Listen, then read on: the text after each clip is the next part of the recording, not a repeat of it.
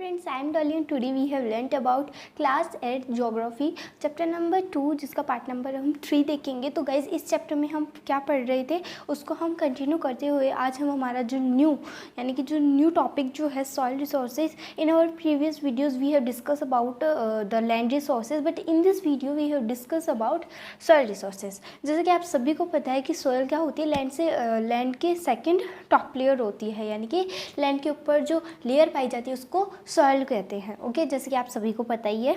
Okay, और देखिए guys, आप क्या करते हो, मतलब आपने कभी देखा होगा कि जब भी हमारे को कोई मतलब एक जगह कीचड़ हो गया और दूसरी जगह मिट्टी है तो कितना फ़र्क होता है एक दोनों चीज़ों में। मतलब मिट्टी, कीचड़ तो किसके ऊपर है, लैंड के ऊपर है, मिट्टी किसके ऊपर है, लैंड के ऊपर है। दोनों में सेम है ना, सेम चीज़ें हैं। वैसे वाटर और सॉइल दोनों में सेम चीज़ें होती हैं, लेकिन दोनों में डिफरेंस क्या होता है ये भी पढ़ेंगे। नहीं समझे, मतलब सॉइल रिसोर्स और वाटर रिसोर्सेज इन दोनों के बारे में हम पढ़ेंगे, बट इस वीडियो में हम सॉइल रिसोर्सेज के बारे में पढ़ेंगे और अगली वीडियो में हम जो हमारा कंटिन्यू टॉपिक रहेगा उसी को हम डिस्कस करेंगे। तो जैसे कि आप सभी इस वीडियो को एंड तक देखो और हम बड़े ही इंजॉय टाइप से इस चैप्टर को पढ़ रहे हैं। तो जैसे कि हम सबको पता है कि land, soil, water and wild life resources and vegetation wild life, तो इन सब ये जो टॉपिक्स जो हैं इन सब के बारे में पढ़ेंगे। ये कोई नेम नहीं है चैप्टर का नाम भी है और एक जगह टॉपिक्स भी हैं। तो लैंड के बारे में हमने पढ़ लिया, चलो टिक कर लो कि लैंड के बारे में हमने पढ़ लिया है। अब देखो सॉइल के बारे में हमारे को पढ़ना है, तो सबसे पहले हम सॉइल के बारे में थोड़ा सा क्या कर लेते हैं, इन्फॉर्मेशन ले लेते हैं। सॉइल क्या होती है, एक ऐसी लेयर होती है जो कि ग्रेनी सब्सटेंस से बनी हुई होती है, जो कि कवरिंग होती है किसके ऊपर, अर्थ के ऊपर। उसको क्या कहते हैं, सॉइल कहते हैं। मतलब एक बार डेफिनेशन देख लेते हैं, ये क्वेश्चन आ भी सकता है, what do you mean by soil resources.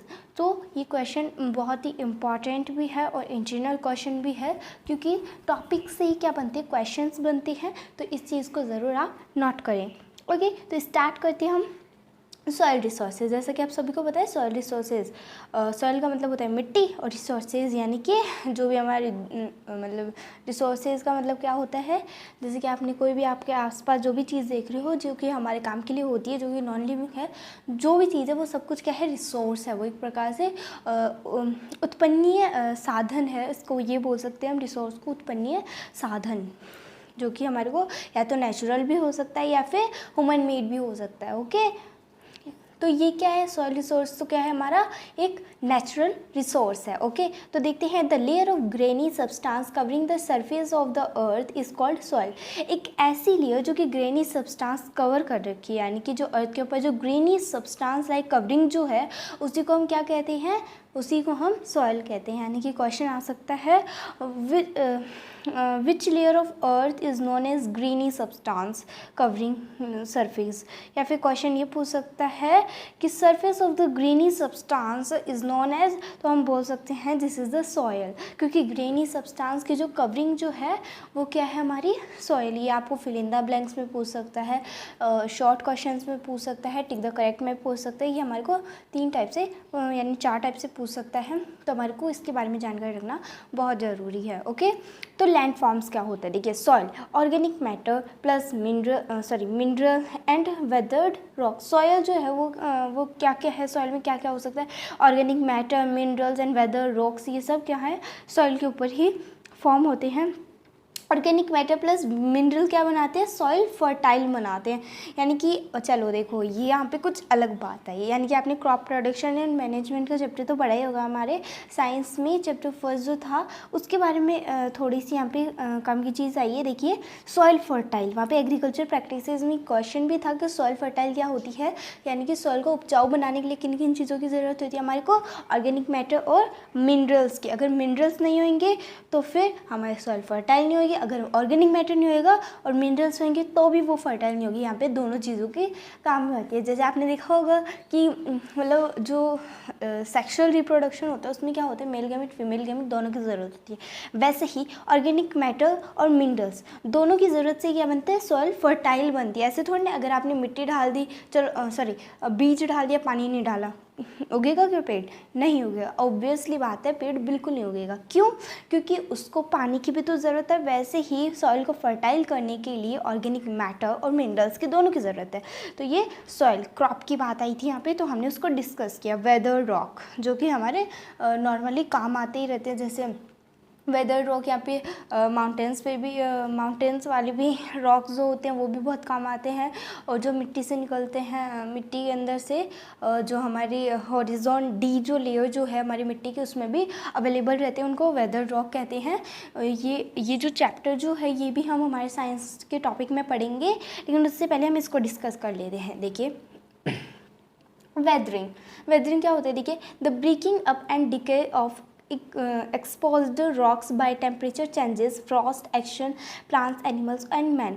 जब क्या होता है, जब यानी कि ये सब चीज़ें वेदरिंग रॉक्स, यहाँ पे हम वेदरिंग रॉक्स के बारे में बात करते हैं, यहाँ पे वेदरिंग लिखा हुआ है तो हम वेदरिंग के बारे में बात करते हैं। फिर हम इसके जो 3 टॉपिक्स है, पेरेंट रॉक, क्लाइमेट, रिलीफ, इन 3 के बारे में बात करेंगे। तो वेदरिंग का मतलब क्या होता है, वो ब्रेकिंग, जब ब्रेकिंग हो जाती है, डिके ऑफ कंपोस्ट हो जाती है, यानी कि changes, temperature changes, Frost action, plant, animals and in सब का जब ब्रेकिंग अप एंड डिके हो जाती हैं, जब इनकी जो चीज़ें जो होती हैं जब वो डिके हो जाती है, एक्सपोज हो जाती हैं, तो उनको हम वेदरिंग कहते हैं। यानी कि किस किस में हो सकता है, ये टेम्परेचर चेंजेस में भी हो सकता है, फ्रॉस्ट में भी हो सकता है, एक्शन में भी हो सकता है, प्लांट्स में भी हो सकता है, एनिमल्स में भी हो सकता है, मेंस ह्यूमन बींग्स में भी हो सकता है। ओके, तो फैक्टर्स ऑफ सॉइल फॉर्मेशन, यानी कि क्या क्या फैक्टर्स हैं सॉइल को फॉर्म करने के लिए हमारे पास। पेरेंट रॉक मतलब determine colours, texture, chemical properties, minerals, permeability. तो ये सब क्या है, पेरेंट रॉक के एग्जांपल्स हैं। यानी कि पेरेंट रॉक किस प्रकार का आ सकता है, उसके ऊपर डिटरमाइन कलर भी कर सकते हैं, टेक्सचर भी कर सकते हैं हम, और उसके ऊपर मिनरल्स में भी आ सकता है, वो पेरेमेबिलिटी में भी आ सकते हैं। ये सब उसके फैक्टर्स हैं। Climate, temperature, rainfall, influence, rate of weathering and humans. तो क्लाइमेट कुछ इस प्रकार से हो सकता है, क्लाइमेट में टेम्परेचर भी चेंज हो सकता है, रेनफॉल भी इन्फ्लुएंस हो सकती है, वेदरिंग भी हो सकता है, ह्यूमंस भी हो सकती है। यानी कि क्लाइमेट कभी भी चेंज हो सकता है, डे टू डे वेदरिंग भी हो सकती है। चलिए ठीक है, और नेक्स्ट देखते हैं रिलीफ क्या होता है। Let's see what is relief. Altitude and slope determine accumulation of soil. यानी कि इसमें क्या है, जो स्लॉप जो डिटरमाइन जो है वो एल्टीट्यूड, जो सॉइल का जो एल्टीट्यूड होता है, स्लॉप डिटरमाइंड होता है, एक्यूमुलेशन होता है, वो क्या करते हैं, रिलीफ करते हैं किसको, सॉइल को। तो इन सब फैक्टर्स, अगर ये तीनों फैक्टर्स अगर हमारे पास फैक्टर्स होंगे तो हम क्या करेंगे, सॉइल फॉर्मेशन कर सकते हैं, आराम से सॉइल फॉर्मेशन होएगा। फ्लोरा, फोना एंड माइक्रो ऑर्गेनिजम्स, ये तो आपको पता ही होगा। फ्लोरा, फोना यानी कि ये प्लांट्स और बर्ड्स एक्सेट्रा। ओके, और टाइम में जैसे थिकनेस ऑफ सॉइल, ये भी टाइम के अकॉर्डिंग होता है। Degradation of soil and conservation, measures, ये सब हम अब पढ़ते हैं। Let's see, factors responsible for degradation of soil are deforestation, overgrazing, overuse of chemical fertiliser और pesticide, rain wash and landslides, floods. तो यानी कि ये सब चीज़ें क्या होती हैं सॉइल के डिग्रेडेशन में, फैक्टर्स हैं ये सॉइल के डिग्रेडेशन के लिए। ओके, तो इनके बारे में देखते हैं। अगर ये चीज़ें हमारे पास होंगी तो क्या होएगा, जो हमारी जो लैंड डिग्रेडेशन है वो रेस्पॉन्सिबल करती है इन फैक्टर्स के ऊपर। तो देखिए, डिफॉरेस्टेशन, ओवरग्रेजिंग। डिफॉरेस्टेशन का मतलब होता है जितने ज़्यादा पेड़ उगाएंगे हम, जितने भी ज़्यादा अगर हम पेड़ उगाएंगे उतनी ही कम क्या होगी, जो मिट्टी जो होती है वो मतलब एक तरीके से कह सकते हैं हम रेन टाइप में क्या होता है, मिट्टी जो है बह के एक जगह से दूसरी जगह चल जाती है। यानी कि उस जगह तो गड्ढा पड़ जाता है, और जहाँ पर ऑलरेडी सॉयल जो है वहाँ पर चल जाएगा तो वो तो ज़्यादा हो जाएगी। तो ये क्या एक प्रकार से लैंड डिग्रेडेशन हो रहा है, सॉयल डिग्रेडेशन सॉरी। और ओवरग्रेजिंग यानी कि अगर हम क्या करेंगे, ओवरग्रेजिंग का मतलब क्या होएगा कि अगर आपने खूब सारे क्रॉप्स उगाए हैं तो उससे भी क्या होएगी, सॉइल डिग्रेडेशन बहुत कम होएगी। क्यों? क्योंकि वो जो क्या होती है, जो क्रॉप जो होगी वो किसको कंट्रोल करके रखेगी, किसको एम्पावर करके रखेगी, सॉइल को करके रखेगी। इसलिए जो हमारी सॉइल जो होगी वो यानी सॉइल डिग्रेडेशन होगा वो बिल्कुल नहीं होगा। ओवर्स ऑफ केमिकल फर्टिलाइजर्स, इनसे भी कुछ इसी प्रकार का डिग्रेडेशन होगा सॉइल का। और पेस्टिसाइड, रेनवॉश, लैंडस्लाइड्स, फ्लड्स, इन सब की संभावना जो होती है वो कम रहती है। अगर चाहे फ्लड आ जाए, चाहे लैंडस्लाइड्स आ जाए, चाहे रेनवॉश आ जाए, अगर आपने डिफॉरेस्टेशन यानी बहुत सारे पेड़ उगा रखे हैं तो बहुत कम ही ज़्यादा ज़्यादा कि जो मिट्टी जो है वो कट के जाएगी कहीं दूसरी जगह। क्यों? क्योंकि वो जो रूट्स जो होती हैं वो किसको कंट्रोल करके रखती है? सॉइल को कंट्रोल करके रखती है, इसलिए ऐसा कुछ भी नहीं होता है। Okay, methods of soil conservation are.